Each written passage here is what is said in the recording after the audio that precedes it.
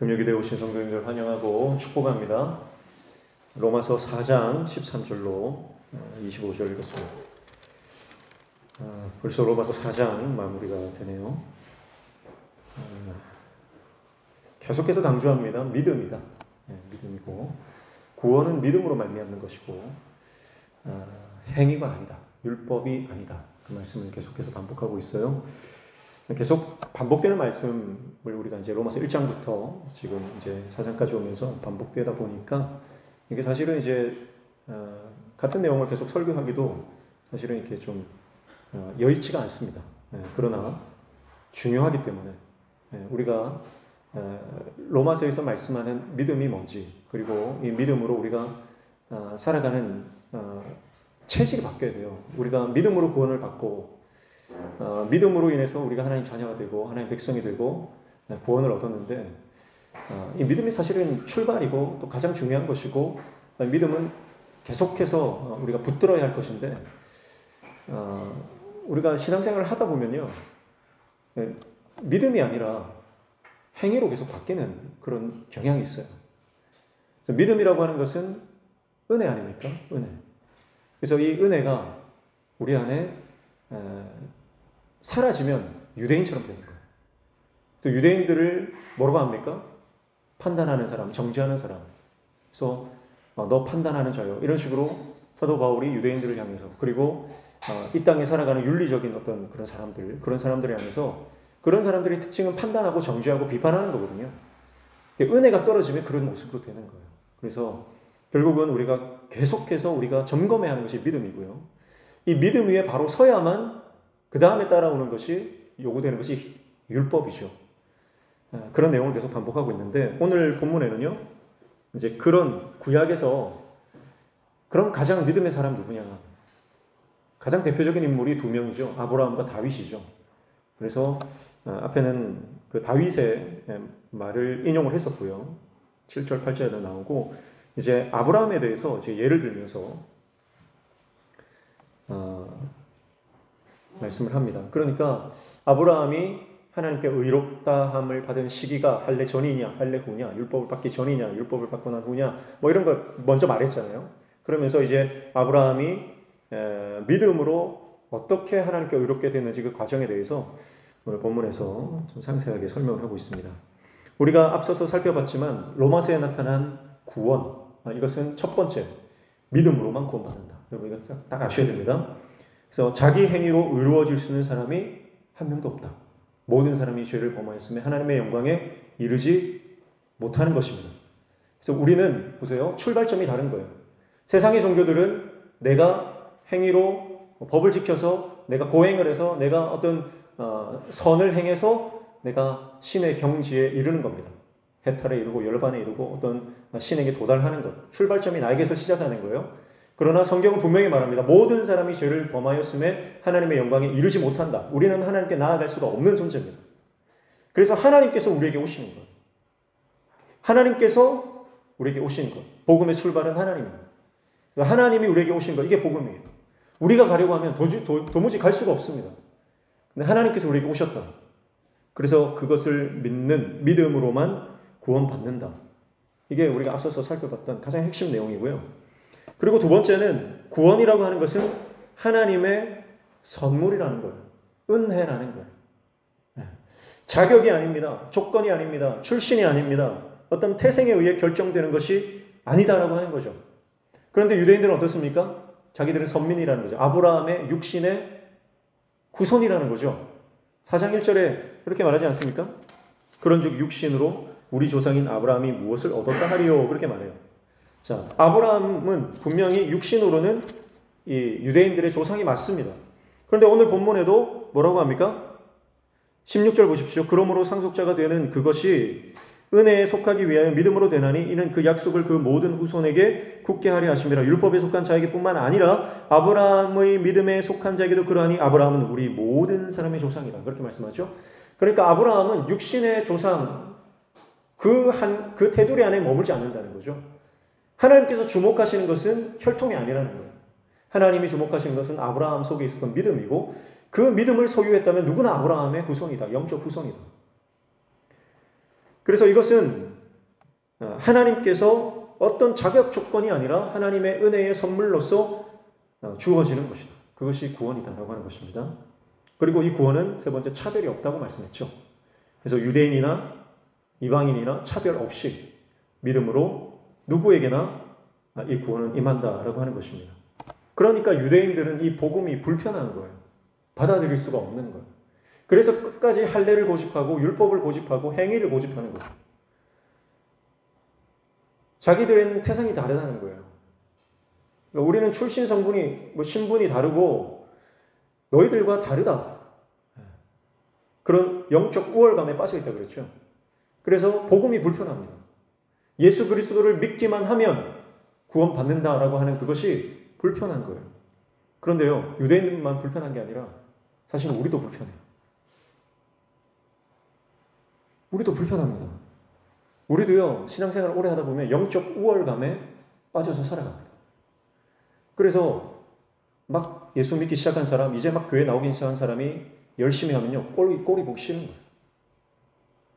그게 여러분, 우리 안에 있는 악한 본성이고요. 은혜가 떨어지면 우리 안에 우리가 은혜로 선물로 구원을 받았고 내 자격이 하나도 없고 나의 조건이 하나도 없는데 하나님이 나를 구원해 주셨고 내가 도무지 나아갈 수 없는데 하나님이 나를 찾아오셨다라고 하는 구원의 감격, 그 은혜의 원리를, 십자가 원리를 잃어버리면요, 사람들을 판단하고 정죄하기 시작하는 겁니다. 차별 없는 복음, 이것이 불편한 거예요. 그래서 내가 모태신앙인데 내가 30년, 50년 신앙생활했는데 내가 이 교회에 몇 년을 내가 이 교회에 직분자로 있었는데 뭐 못 보던 사람이 어느 순간 와가지고 막 일하고 뭐 막 열심히 하고 그러면요, 꼴이 보기 싫은 거죠. 여러분, 우리 안에 불편한 마음이 있다면 우리가 다시 원점으로 돌아가야 돼요. 처음 예수님 만났던 그때로 돌아가야 돼요. 처음 예수님을 만나서 내가 살아있다는 것, 내가 숨만 쉬는 것도 이것만 해도 내가 감사고 기쁨이고 감격이고 눈물 나는 일이었던 그 처음 예수님을 만났던 그때, 죽을 수밖에 없는 죄인이 예수님께서 나를 위해서 십자가에서 죽으셨다는 그 사실만 생각해도 눈물이 쏙 빠지던 그때로 우리가 돌아가야 됩니다. 원점으로 돌아가야 돼요. 그렇지 않으면 사람을 구분합니다. 학연, 혈연, 지연, 여러 가지 종류별로 자기 나름대로 기준을 정해놓고 경계를 정해놓고 나의 바운더리 안에 그들이 들어오지 못하도록 스스로 담을 치는 거예요. 그러나 예수님이 하시는 사역은 뭐예요? 담을 허시는 사역이에요. 예수님이 이 땅에 오신 것은 담을 허시는 사역인데 우리는 그 은혜를 받았음에도 불구하고 오히려 담을 계속 펜스를 쳐나가는 그런 인생을 산다는 거죠. 마치 미국이 그 미국 국경에 그 펜스를 쳤지 않습니까? 이 난민들이 들어오지 못하도록, 불법 이민자들이 들어오지 못하도록 그 국경에 펜스를 다 친 거예요. 여러분, 우리도 그런 복음이 불편한 그런 경우가 있다는 거죠.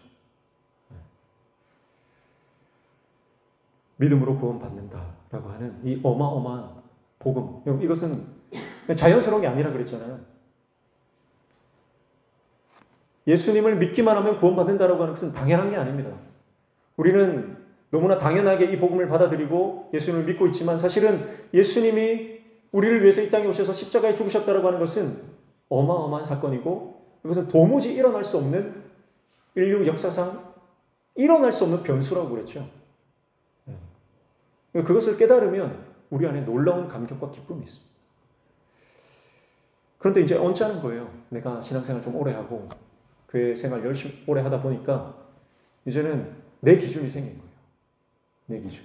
그것이 또 다른 율법이 되어서 여러분, 유대인들이 그 율법 조항을 600여 가지 조항을 만들어 가지고 그걸 어기면은 의롭지 않다 스스로 기준을 정하는 것처럼요. 우리도 스스로 내 마음 안에 그런 기준들을 하나님이 기뻐하지 않는, 하나님과 상관없는, 하나님의 율법과 상관없는 내 기준들을 세워놓고 그렇게 차별하고 있지 않은가. 구원에는 차별 없다. 믿음에는 차별 없다. 그래서 믿음으로만 구원받고 이 구원은 하나님의 선물이며 은혜다. 그리고 차별이 없는 복음. 이것이 우리가 4장까지 오면서 살펴봤던 그 믿음에 관한, 구원에 관한 내용이었고요. 그러면 우리가 이제 이 믿음을 이제 계속 강조하는데요, 로마서는. 그러면 믿음이 과연 뭔가? 요한복음 17장 3절 한번 찾아보겠습니다. 요한복음 17장 3절.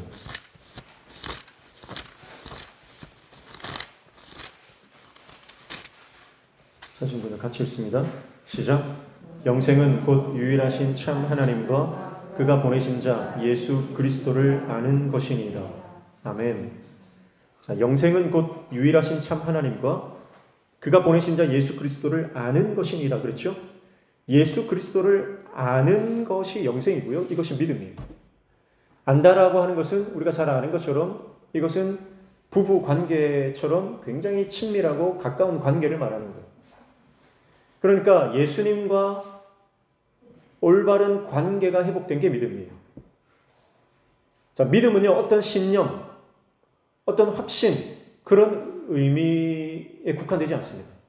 그러니까 믿음을 정확하게 말하면 믿음은 예수님과 바른 관계라고 볼 수 있습니다.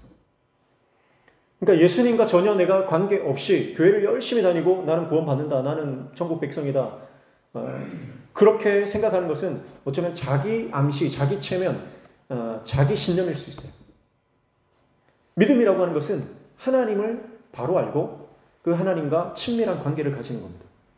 그러니까 예수님을 바라보는 것, 그게 믿음이에요. 어떤 상황에서도 예수님을 바라보는 것, 끝까지 주님을 바라보는 것. 어떤 상황이 내 앞에 닥쳐도 주님 앞에 나아가서 주님을 바라보고 주님께 묻고 주님께 음성을 구하고 그분의 말씀을 듣는 것, 그게 믿음입니다. 예수 믿으면 잘 될 거야. 예수 믿으면 복 받을 거야. 그거는 그냥 기복이죠. 자기 확신이고 자기 신념입니다. 믿음은 그런 게 아니에요. 믿음은 어떤 상황에 있든지 주님을 바라보는 것. 그게 믿음입니다. 병상 가운데서도 주님을 바라보면 그 사람은 믿음의 사람이죠. 상황과 환경과 여러 가지 조건을 바라보는 것이 아니라 예수 그리스도를 바라보는 것. 끝까지 말씀을 묵상하는 것. 그것이 믿음입니다. 에베소서 3장 17절 말씀 한번 찾아보시죠. 에베소서 3장 17절 말씀.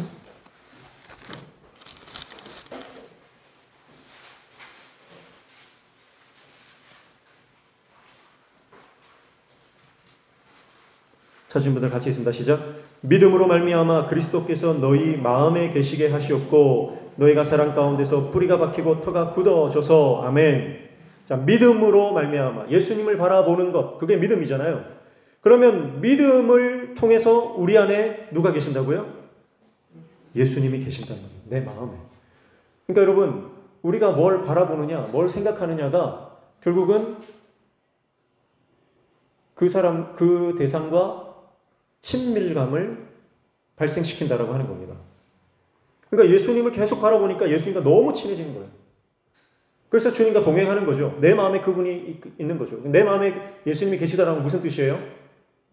예수님이 내 삶을 다스리신다, 통치하신다, 그런 말씀이죠.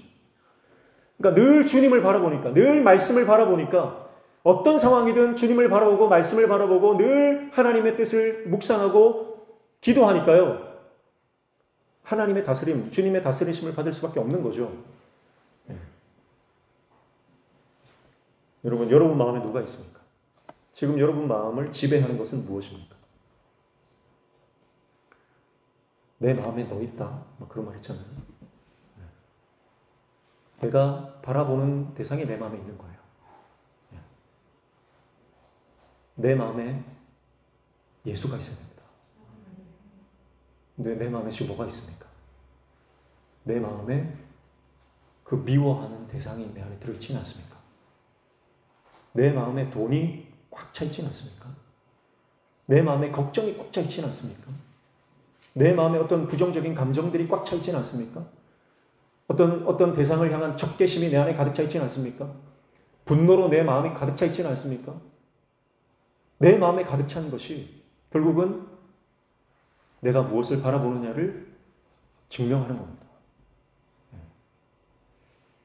그래서 우리 안에 예수로 가득 차야 됩니다.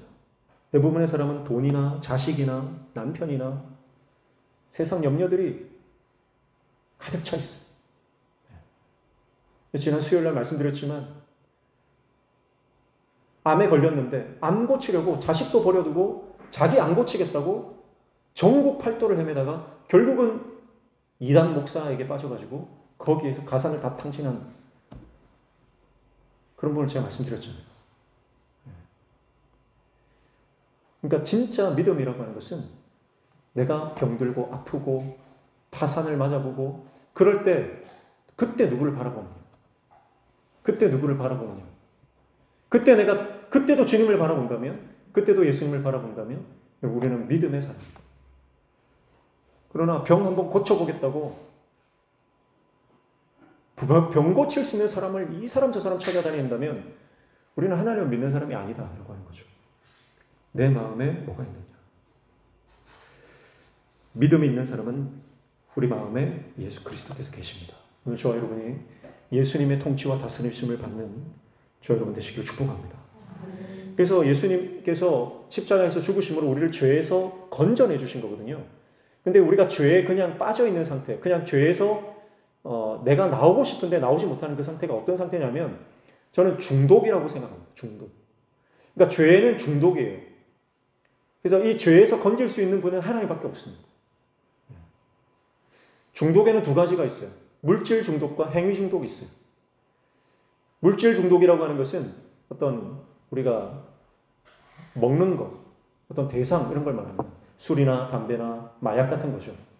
이거는 끊임없이 내가 취해야 하는 거예요. 거기에 내가 지배를 당하죠. 그리고 행위 중독이라고 하는 것은 도박이라든지 뭐 음란한 거라든지 뭐 게임이라든지 뭐 이런 것들은 행위 중독. 내가 이걸 해야만 내가 이게 직성이 풀리는 거예요. 죄도 마찬가지입니다. 죄도요 중독입니다. 중독. 나쁜 걸 알아요. 근데 빠져나올 수가 없어요. 내 힘으로는 자력으로는 도무지 빠져나올 수가 없습니다. 그래서 예수 그리스도께서 십자가에서 죽을 수밖에 없는 거죠.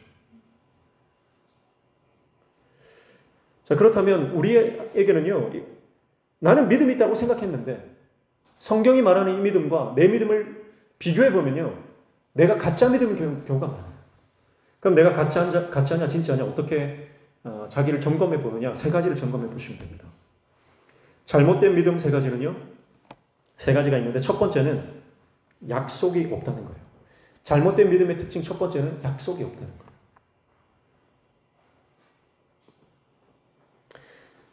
거예요. 하나님께서 아브라함에게 약속을 주셨죠.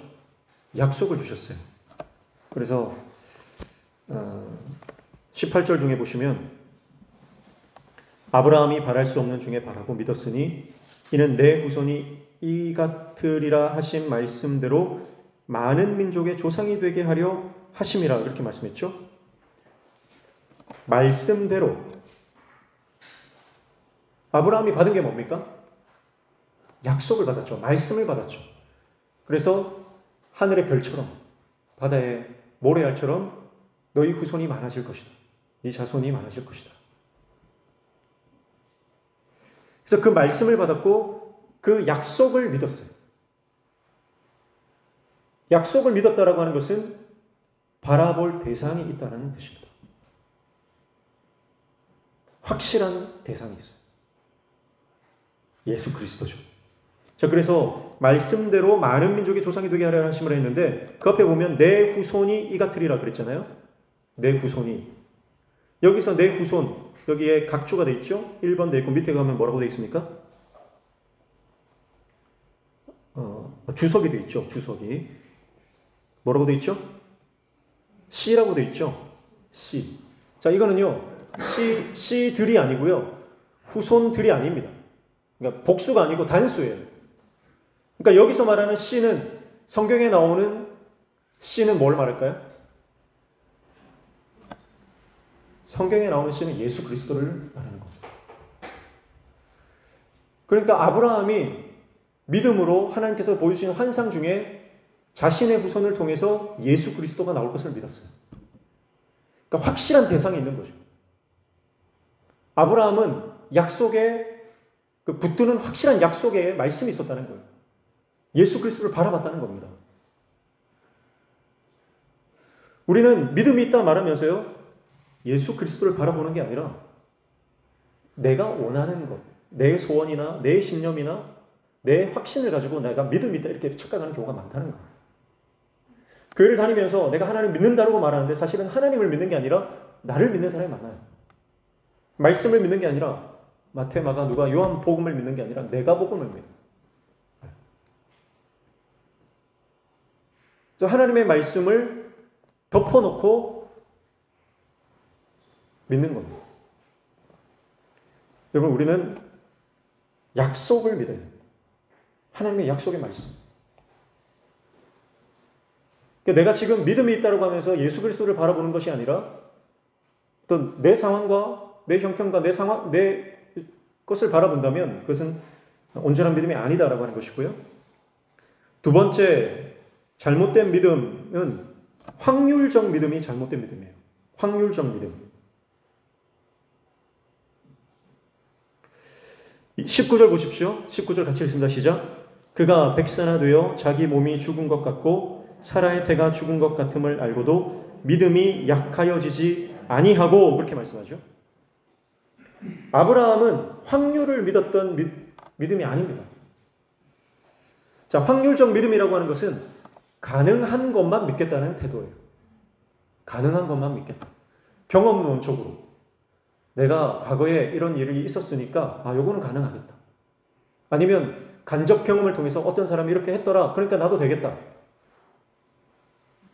그래서 믿는 거예요. 예를 들면 우리가 비행기를 타고 가지 않습니까? 비행기를 타고 가면 비행기가 추락하면은 대부분 다 큰 사고로 이어지죠.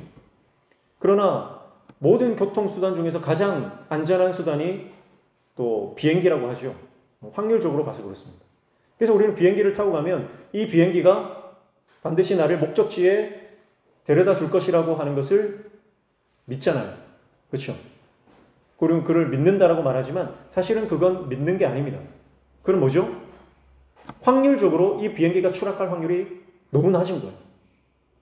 비행기가 추락할 확률이 너무 낮으니까 내가 목적한 곳에 반드시 당도할 것이라고 하는 어떤 믿음이 발생하는 거죠.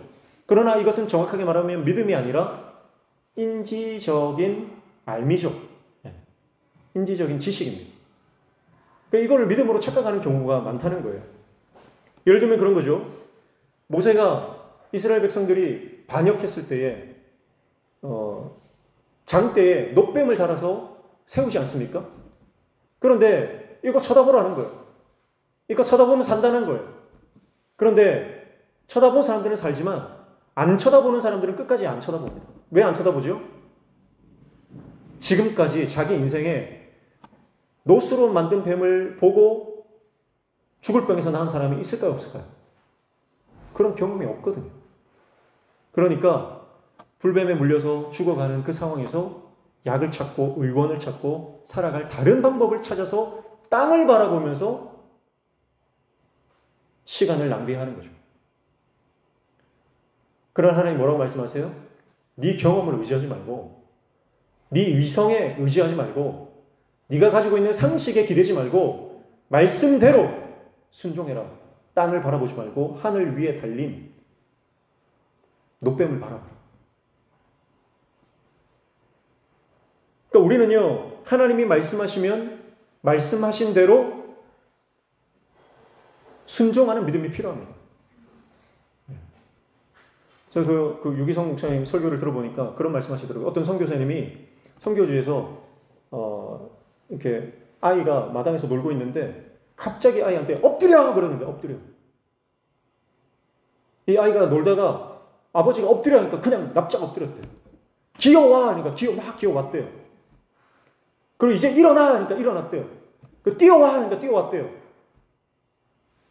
왜 그런지 이유를 말하는 거죠. 너무 다급하니까. 나중에 봤더니 놀고 있는 그 나무 위에 큰 뱀이 이 아이를 물려고 덤벼드는 찰나였다는 거예요. 그래서 엎드려 하니까 엎드리고 만약에 이 아이가 아버지의 말씀에 곧이곧대로 순종하는 아이가 아니었다면 아마 이 뱀에게 물려서 큰일 날 수 있었다. 엎드리라고 하면 엎드리고, 기으라면 기고, 일어나라고 하면 일어나고, 달려오라고 하면 달려오는 것, 그것이 믿음이라는 거예요. 근데 하나님께서도 우리에게 그렇게 말씀하시는 경우가 많다는 거죠. 엎드려 하는데 우리는 왜요? 지금 이 상황에서 왜 그러냐 도대체. 기어와! 힘들어요, 힘들어. 왜 기어갑니까? 우리는 따지고 묻고 계산하고 이성적으로 판단하고 논리적으로 생각하는 경우가 많다는 거예요. 그런데 순종이라고 하는 것은 확률에 기대는 것이 아니다. 가능성에 승부를 거는 것이 아니다라고 하는 것입니다. 그래서 내가 경험론적 가능성에 의거한 믿음을 내 믿음, 내가 잘 믿는 것이라고 착각하면서 살아가는 경우가 많다는 거예요. 그건 잘못된 믿음이라는 거예요. 아브라함은 바랄 수 없는 중에 바랐다. 세 번째 잘못된 믿음은 헌신이 없는 믿음입니다. 헌신이 없는 믿음. 그래서 19절 다시 보십시오. 그가 백세나 되어 자기 몸이 죽은 것 같고 사라의 태가 죽은 것 같음을 알고도 믿음이 약하여지지 아니하고 20절 믿음이 없어 하나님의 약속을 의심하지 않고 믿음으로 견고하여져서 하나님께 영광을 돌리며 그렇게 말씀했죠. 그래서 믿음으로 이 아브라함이 했던 행동이 뭡니까?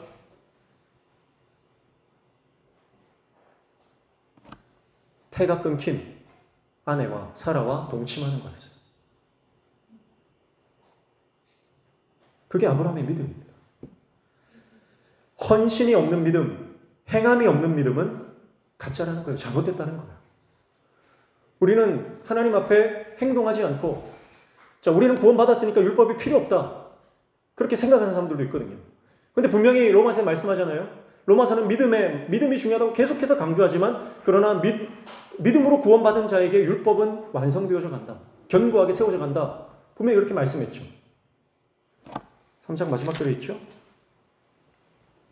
3장 31절 읽어보실까요? 그런즉 우리가 믿음으로 말미암아 율법을 파기하느냐? 그럴 수 없느니라. 도리어 율법을 굳게 세우느니라. 아멘. 여러분 믿음으로 구원받는다. 구원받으면 끝이다. 여러분 그런 말에 속아 넘어가면 안 됩니다. 구원파들은요 성경을 자기대로 해석하는 거예요. 헌신이 없는 믿음, 행함이 없는 믿음은 가짜입니다. 한 고개사가 외줄타기를 합니다. 멋지게 외줄타기를 합니다. 어디서든지 줄만 있으면 다 타고 갑니다. 한 번은 절벽 이 끝에서 저 끝까지 줄을 달아놓고 거기를 멋지게 지나갑니다. 많은 사람들이 그 고개사를 보고 한 번도 떨어진 적이 없고 실패한 적이 없는 고개사를 어느 줄이나 다 타고 갈 거라고 믿습니다. 그래서 그 고개사가 그 사람들에게 한 명만 와서 나에게 엎혀라. 내가 여기를 건너가 보겠다. 근데 단 한 명도 엎히질 않습니다. 말로는 믿는다고 하지만 막상 엎히라고 하면 자기 믿음의 실체가 드러나는 겁니다. 하나님은 전능하십니다. 하나님은 위대하십니다. 하나님은 모든 것이 가능하신 분입니다. 우리는 말로는 고백하고 멋지게 찬양하고 세련되게 예배는 드리지만 하나님이 나한테 엎혀라 그러면 엎히기가 싫습니다. 왜냐하면 그 위태한 외줄타기를 하고 가는 길이 두렵기 때문에. 행함이 없는 믿음은 죽은 믿음이에요. 그러니까 야고보서가 행함이 없는 믿음은 죽은 믿음이라고 해서 믿음으로 구원받는데 무슨 얘기냐. 그래서 이 지푸라기 복음이다 그러면서 야고보서를 하찮게 보고 그러지 않았습니까? 그러나 여러분 로마서도 마찬가지예요. 행함이 없으면 온전한 믿음이 아니다라고 하는 것이죠. 그래서 아브라함은요 믿음으로 아내와 동침하는 겁니다. 믿음으로. 그래서 약속이 없는 믿음 잘못된 믿음이고요. 확률적, 경험론적 가능성에 의거한 믿음 잘못된 믿음이고요. 헌신이 없는 믿음 잘못된 믿음이다. 아브라함은 어떻습니까? 아브라함의 믿음은 온전한 믿음이었어요. 물론 실수도 많고 격들로 세기도 하고 그렇지만 궁극적으로 그 믿음이 완성되어져 가죠. 그래서 아브라함은 약속을 붙들었습니다. 18절에 하나님의 말씀대로. 자, 아브라함은 지금 이제 아내가 이제 이 생리가 끊겼어요. 더 이상 자녀를 생산할 수 없는 몸의 상태가 되었습니다. 그런데 하나님이 말씀하시니까 그 말씀을 붙들어요. 붙드는 거예요. 그리고 자기 경험에 의거해서 자기 경험을 따져서 불가능하다, 가능하다, 그것을 가능성을 점치는 것이 아니라 하나님이 말씀하시면 무조건 이루어진다는 부활의 신앙이 있었던 거예요. 그래서 하나님의 말씀에 순종으로 따라갑니다. 그리고 하나님께서 이 아브라함의 이름을 바꿔주시잖아요. 아브라함의 이름을 바꿔주시는데 아브람에서 아브라함으로 바꿔주시죠. 아브라함은 뭡니까? 존귀한 자다. 존귀한 아버지다. 그런 뜻이고요. 아브라함은 뭡니까? 아브라함은 열국의 아비다. 그런 뜻이잖아요. 자, 그러니까 생각해 보십시오. 아브라함이 하나님께서 이름을 바꿔주시니까 그걸 받아들이고 이름을 바꾸고 살아가요. 근데 여러분, 그러면 많은 사람들이 아브라함을 향해서 아브라함이 아니라 아브라함으로 이름을 바꿔서 부를 거 아닙니까? 자, 오늘부터 나는 이름이 바뀌었다. 하나님 내 이름 바꿔주셨다. 나는 이제부터 아브라함이다. 그러는데 아브라함은 열국의 아버지, 수많은 자녀들이 있다는 뜻이에요. 근데 지금 자녀가 있어요, 없어요? 자녀가 없잖아요. 그러면 사람들이 아브라함을 보면서 콧방귀를 낄 게 분명합니다. 자기 집 식솔들이나 하인들이나 아니면 주변에서 만나는 모든 사람들이 아브라함을 향해서 저 자식도 한 명 없는 자가 무슨 아브라함이냐 하면서 손가락질 할 거예요. 그러니까 아브라함한테는 아브람이라고 하는 이름이 편한 거예요. 그 이름은요, 이성적이고 논리적이고 현실적인 이름이거든요. 존귀한 아버지는 맞거든요. 자기는 재산도 많고 잘 나가는 인생, 그래도 어느 정도 부를 갖추고 인정받는 그런 삶을 살지 않았습니까? 그러니까 아브람 하면 편한 거예요. 그 이름으로 불리는 게 편하죠. 이성적이죠. 사람들이 인정하는 이름이거든요. 아브람, 진짜 이름대로 아브람이네. 그렇게 할 것 아닙니까? 그런데 굳이 이름을 바꿔서 아브라함이다 하면 사실 그 아브라함이 75세 때 약속을 받고 100세가 되기까지 그 25년 동안 아브라함 불려지면서 얼마나 속이 상했을까? 우리 같으면 얼마나 속이 상했을까? 사람들이 나를 가지고 뭐라 하는 것 같고 뒤에서 뒷담화하는 것 같고 그냥 눈빛이 예사롭게 보이지 않는 거예요. 그러나 아브라함은 어떻게 해요? 하나님이 너 아브라함이다 하면 예 하고 아브라함이라고 자기를 부르는 거예요. 그게 아브라함의 믿음입니다. 말이 되는 이름을 주셔야죠. 따질 수 있잖아요. 하나님 지금 내 상황에 맞는 이름이 아니지 않습니까? 그렇게 따질 수 있거든요. 그런데 아브라함은 하나님 주신 이름을 받습니다. 그게 경험을 초월하는 믿음이에요. 그게 아브라함의 믿음이에요. 그리고 그는 말씀대로 헌신합니다. 그래서 아내와 동침하고, 그리고 결국은 여러 가지 우여곡절이 있지만 결국은 그 하나님께 주신 이삭을 하나님이 바치라 할 때 하나님께 바치는 거예요. 그 믿음으로 나아가는 것이죠. 자, 그렇게 아브라함은 믿음의 조상이 되었습니다. 그런데 그 아브라함이 하나님께서 그를 선택하시고 그를 믿음의 조상 삼으시고 하나님께서 그를 의롭다 하신 그때가 창세기 15장이죠? 창세기 15장 가봅니다.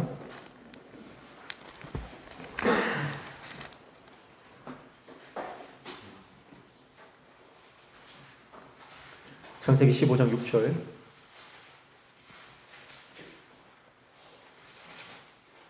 창세기 15장 6절. 찾으신 분들 같이 읽습니다. 시작. 아브라함이 여호와를 믿으니 여호와께서 이를 그의 의로 여기시고. 아멘. 자, 아브라함이 여호와를 믿으니 여호와께서 이를 그의 의로 여기셨다. 그렇게 말씀하죠. 이때가 언제입니까? 아브라함이라고 이름이 바뀌기도 전이고요. 이삭을 낳기 전이고요. 할례를 받기 전이고요. 하나님과의 여정이 시작되기 하나님께서 많은 복들을 주시기 이전에 아브라함일 때 하나님께서 이미 그를 의롭게 여기셨다는 거죠. 자, 그러니까 할례를 받아야 의로워지는 게 아니라는 거예요. 유대인들이 생각하는 믿음의 조상 아브라함, 우리는 아브라함의 후손이다.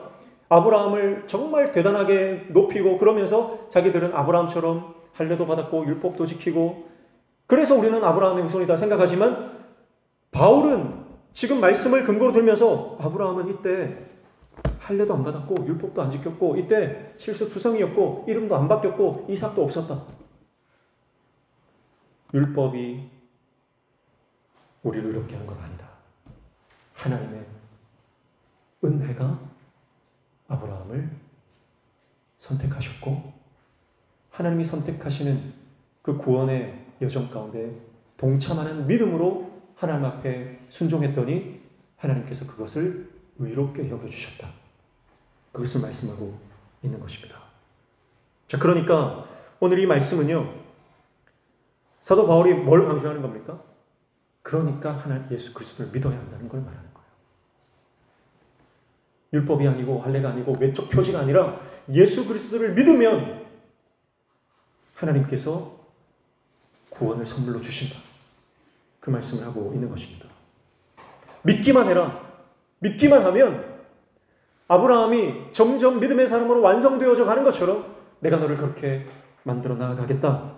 그러니까 오늘 다윗과 아브라함에 대해서 오늘 로마서 4장에는 말씀을 하지만 사실은 아브라함에게 집중하라고 하는 말씀이 아니에요. 다윗에게 집중하라고 하는 말씀이 아닙니다.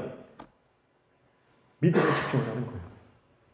죄인을 구원하시고 죄인을 완성시켜 나아가시는 하나님을 바라보라는 겁니다. 아브라함에게 집중하는 것이 아닙니다. 예수 그리스도를 바라보라는 거예요.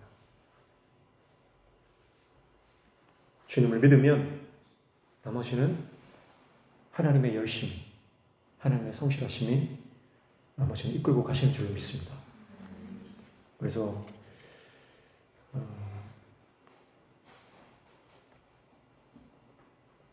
끊임없이 예수 그리스도를 어떤 상황에서도 바라보는 것, 그것이 믿음입니다.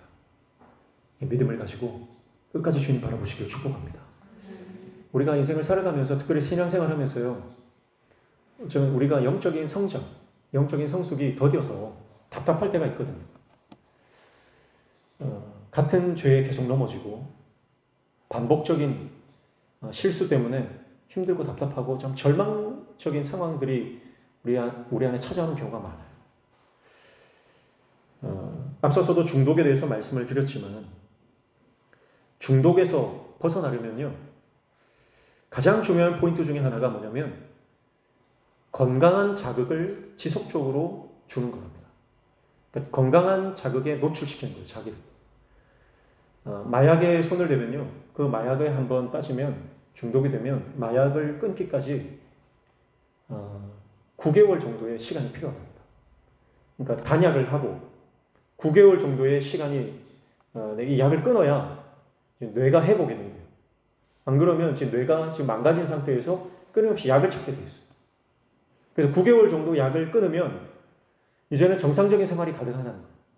이제 이 마약 때문에 망가진 이 전두엽이 충동을 억제하고 절제를 하게 만들거든요. 그런데 이제 약에 중독이 되면 이 전두엽이 파괴가 돼가지고 충동을 억제를 못하는 거예요. 술도 그렇고 담배도 그렇고 여러 가지 중독, 물질 중독, 행위 중독 다 마찬가지입니다. 자극적인 것을 계속하다 보면요, 이 전두엽이 파괴가 돼서 회복이 안 돼요. 충동 억제가 안 되는 거예요. 그런데 9개월 정도 끊으면 회복이 됩니다. 최소 9개월이 필요합니다. 그런데 재밌는 건 뭐냐면 감옥에 징역을 살잖아요. 약을 하면 감옥에 들어가잖아요. 감옥에 들어가서 9개월 동안 징역을 살고 그러면 그 안에서는 약을 못할 거 아닙니까? 그러고 나오면 그러면 중독이 끊어지냐? 그렇지 않다는 거예요. 9개월 동안 잘 참고 어쩔 수 없는 상황 가운데서 내가 그 약을 못했다고 해도 밖에 나오면 그대로 약을 찾는데요. 왜 그러냐면 그 감옥 안에서 여전히 스트레스와 압박감과 또 여러 가지 주변 상황들 때문에 계속해서 이 부정적인 감정에 노출이 되는 거죠. 그 부정적인 감정에 노출이 계속되어 있으면 회복되는 충분한 시간이 있어도 회복이 안 된대요. 어떻게 하면 회복되느냐? 건강한 자극 계속 9개월 동안 받으면 회복이 된다는 거죠. 그래서 저는 우리의 믿음도 우리의 신앙생활도 비슷하다고 생각합니다. 여러분, 회복이 안 된다. 내가 믿음의 성장이 없다. 같은 문제에 계속 넘어진다. 왜 그럴까요? 내가 말씀 앞에 끊임없이 나아가지 않았기 때문에 그렇습니다. 결단만으로 되는 게 아니에요. 내가 오늘부터 거룩하게 살아야지. 이제부터 내가 하나님 말씀대로 살아야지. 결단만 한다고 되는 게 아닙니다. 끊임없이 우리가 하나님의 말씀에 나를 노출시키고, 그래서 기도의 자리로, 은혜의 자리로, 말씀의 자리로, 그리고 가정에서 내 혼자 있는 시간에 끊임없이 말씀으로 나를 계속 찌르고, 나를 계속 깨우고, 기도하고, 그렇게 할 때 영적인 것에 나를 계속해서 노출을 시킬 때 우리 영이 회복되고 우리가 하나님의 사람으로 거룩하게 살아갈 수 있다는 것이죠. 사랑하는 성도 여러분, 오늘 우리가 은혜로 주어지는 이 믿음, 그래서 하나님의 은혜를 회복하시기를 축복합니다. 은혜가 회복되어야 됩니다. 은혜가 회복되지 않으면 우리 안에 모든 이 부정적인 감정들이 끊임없이 우리 안에 올라오거든요. 그래서 내가 오늘 이 순간 살아가는 것도 하나님의 은혜고, 내가 이 땅에 하나님께서 나를 구원해 주시고 귀한 사명을 맡겨주셨다라고 하는 것, 이 놀라운 기쁨과 구원의 감격을 가지고 믿음으로 아브라함처럼 승리하는 저와 여러분 다 되시기를 주님의 이름으로 축복합니다. 찬양하겠습니다.